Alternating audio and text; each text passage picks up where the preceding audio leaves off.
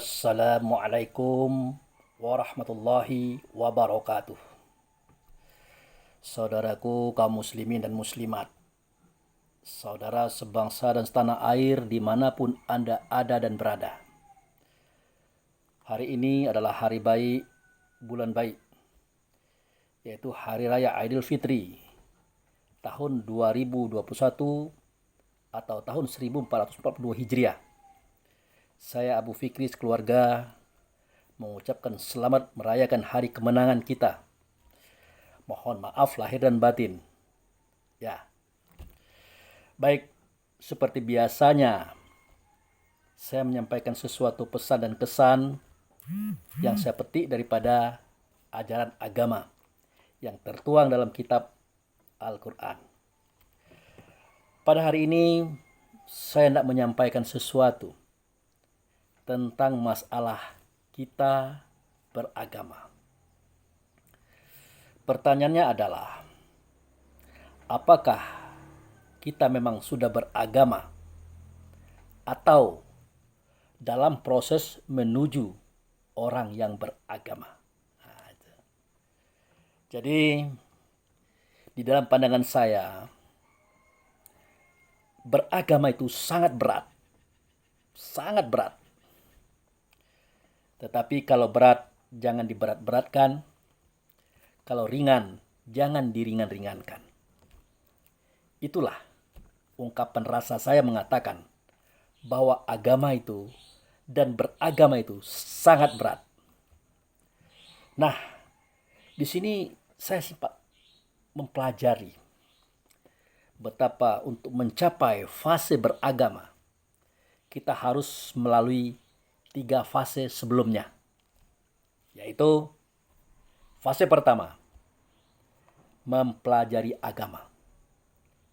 Nah, pada fase inilah kita sering baca kitab Quran, sering baca hadis, buku-buku, dan mendengarkan ceramah, serta diskusi agama. Jadi pada fase ini, kita baru sampai ke tingkat belajar agama. Ingat, belum masuk ke fase beragama, belum. Kemudian fase yang kedua, yaitu melaksanakan ritual agama.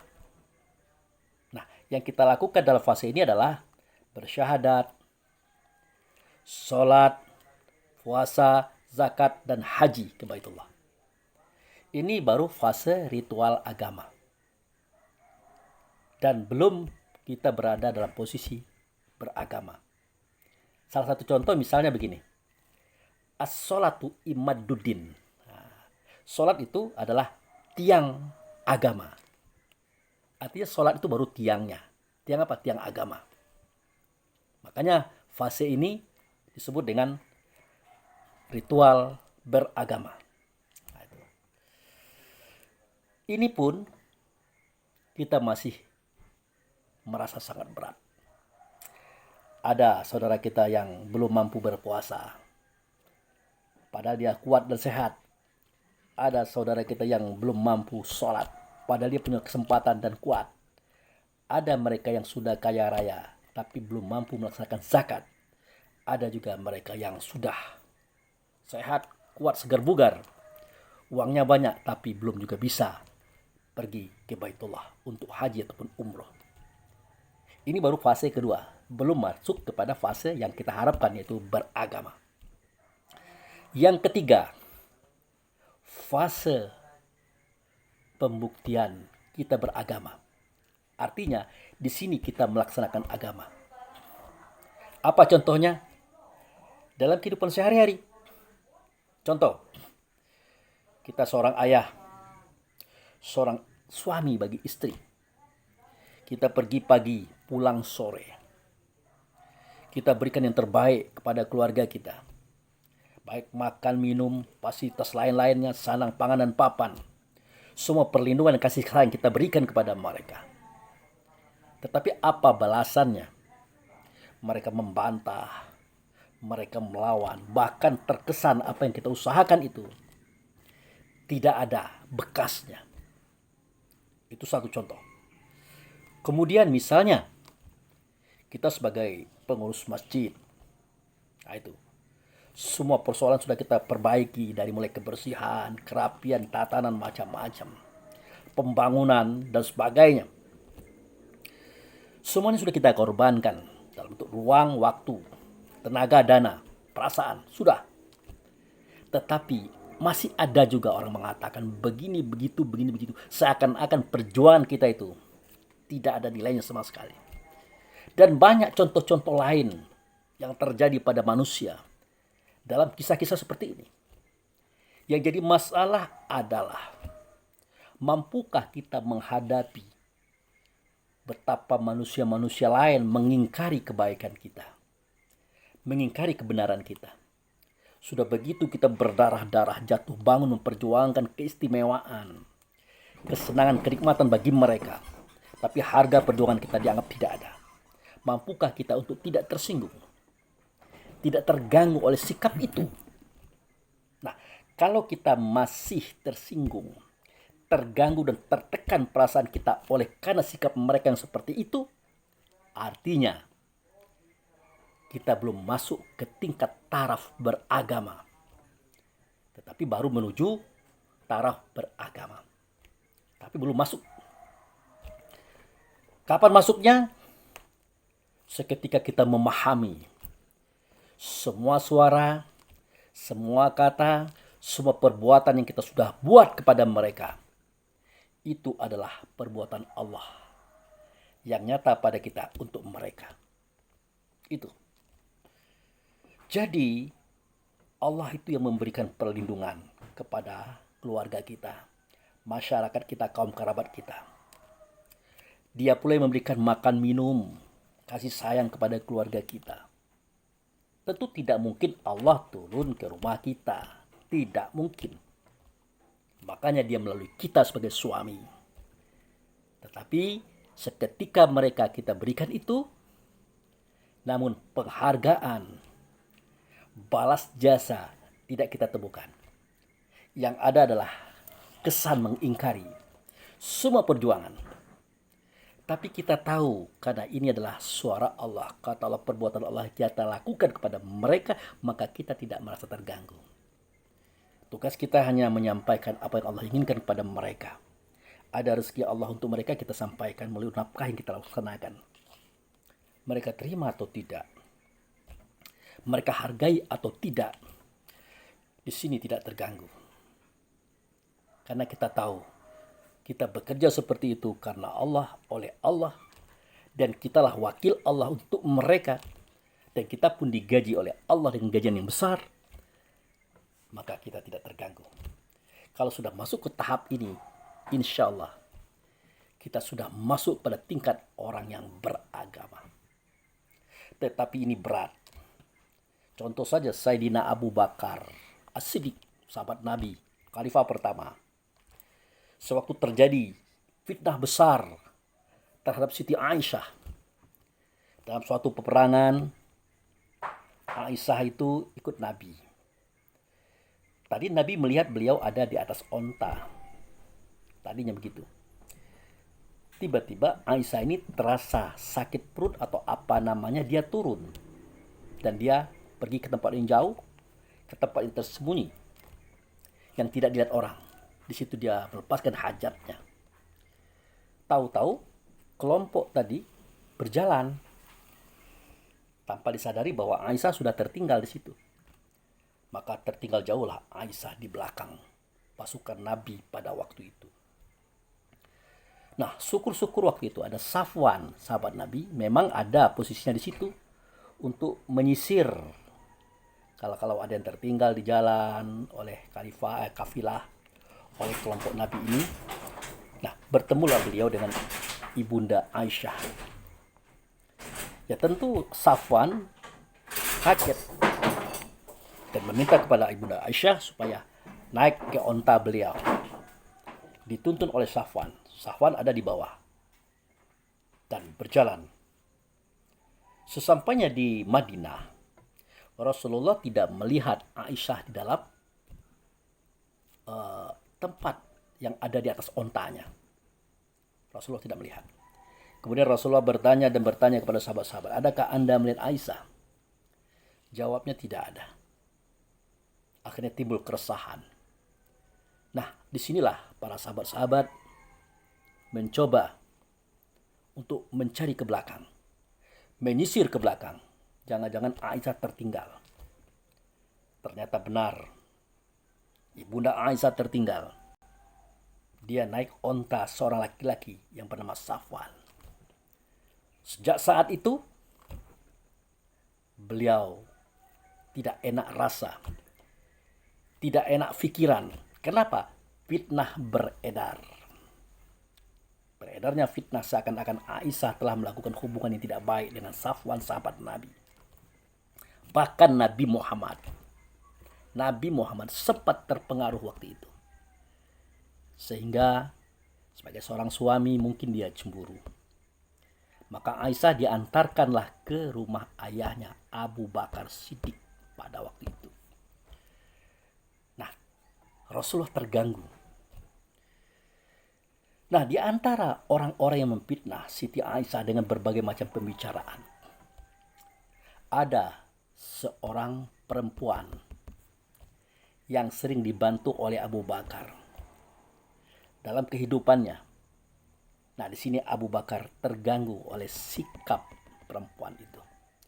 Maka Abu Bakar berkata, demi Allah, aku tidak akan lagi menolong kamu.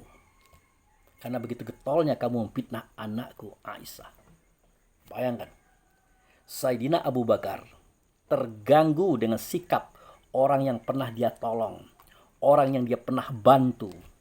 Jangankan berterima kasih, bersyukur, bahkan menyakiti hati, yaitu dengan cara memfitnah putri beliau Aisyah pada waktu itu. Terganggu Abu Bakar As-Siddiq.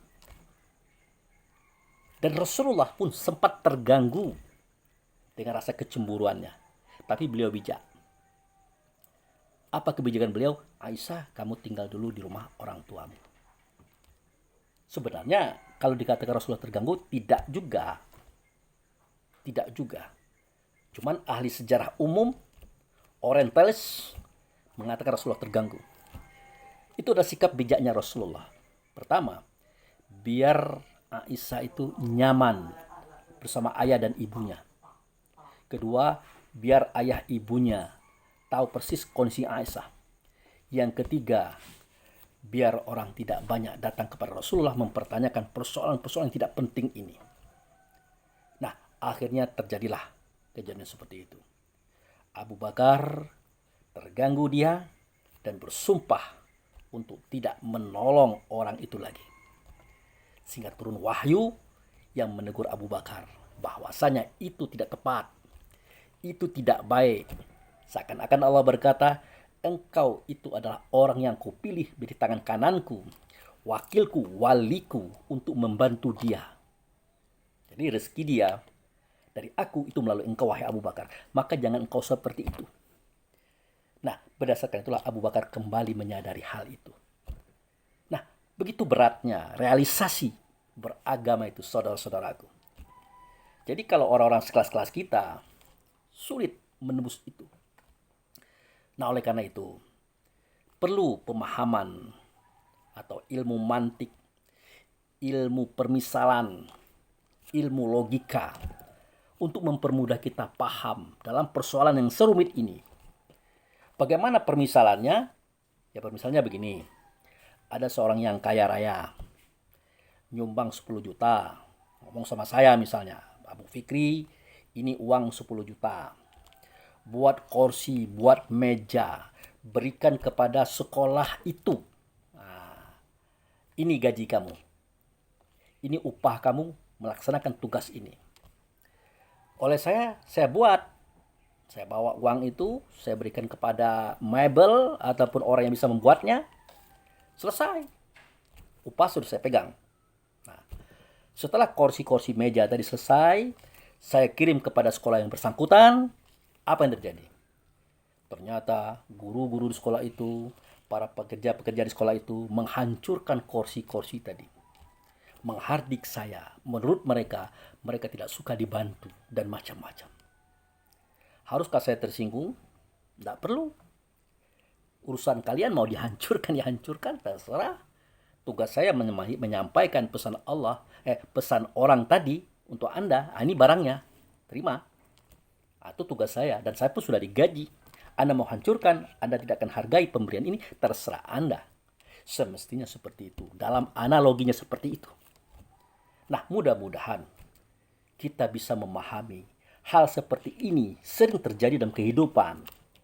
Kita sudah baik, sudah bagus, kita suka menolong, tapi hasilnya, akhirnya, endingnya kata orang sekarang, selalu menyakitkan hati. Semestinya kita tidak sakit hati.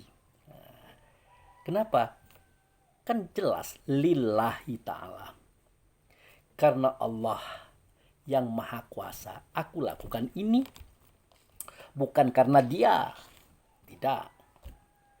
Nah, makanya setelah kita menyuarakan, mengatakan, memperbuat perbuatan Allah untuk mereka melalui diri kita, kita sudah menjadi hamba Allah. Hamba, petugas Allah. Sudah menjadi tangan kanan Allah. Sudah menjadi wakil Allah. Sudah menjadi wali Allah. Kan ada gajinya bukan kecil, besar.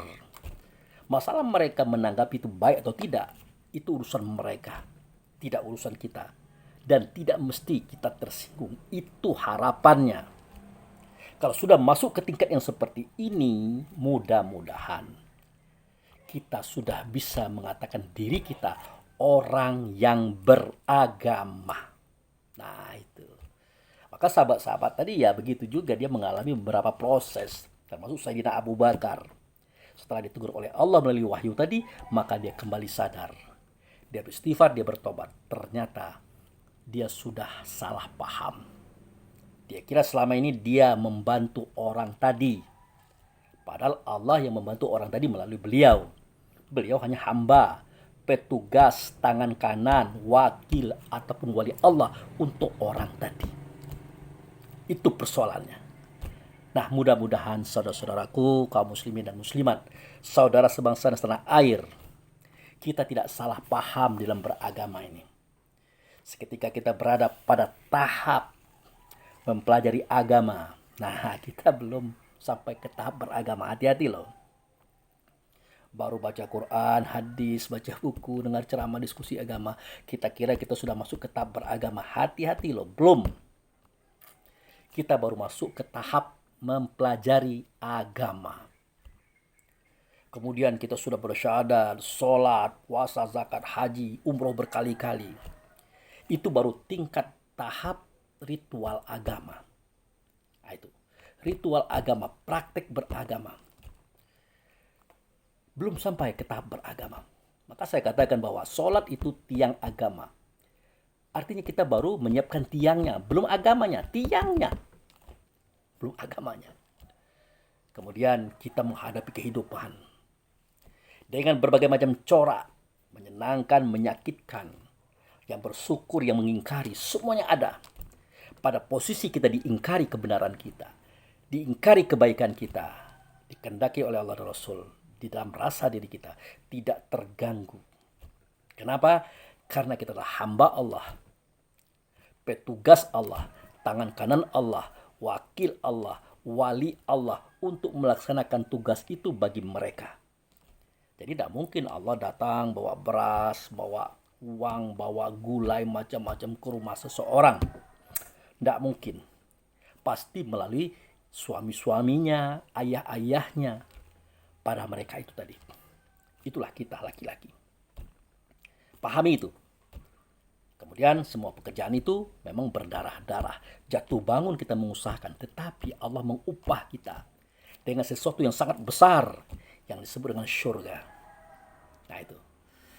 Nah seketika kita sudah mampu memahami semua itu, meyakini semua itu, dan mantap, tidak terganggu, tidak tergoda kita oleh sikap manusia lain yang berbuat jahat, yang mengecewakan kepada kita, maka waktu itu kita sudah menjadi orang yang beragama. Ternyata benar, beragama itu sangat berat. Tetapi kalau berat jangan diberat-beratkan, kalau ringan jangan diringan-ringankan. Maka bacalah doa yang Allah ajarkan melalui Rasulullah yang terletak pada surat Al-Baqarah terakhir. yang bunyinya Rabbana la tu'akhizna in nasina aw akhtana. Rabbana wala tahmil alaina isron kama hamaltahu alal ladzina min qablina. Rabbana wala tuhammilna ma la taqata lana bi wa'fu 'anna waghfir lana warhamna anta maulana fansurna 'alal qaumil kafirin. Ya Allah, janganlah dihukum kami karena kekilafan dan kesalahan kami. Ya Allah, janganlah kami Engkau bebani sebagaimana orang-orang dulu Engkau bebani. Ya Allah, jangan Engkau pikulkan kepada kami sesuatu yang kami tidak mampu memikulnya. Oleh karena itu, ampunkanlah kami, maafkanlah kami. Sesungguhnya Engkau adalah Maha Pengampun lagi Maha Penyayang. Doa ini jangan lupa dibaca setiap sudah sholat. Kenapa? Itulah warisan Rasulullah daripada Allah untuk kita. Semoga dengan itu kita dapat bisa beragama dengan baik. Oke. Assalamualaikum warahmatullahi wabarakatuh.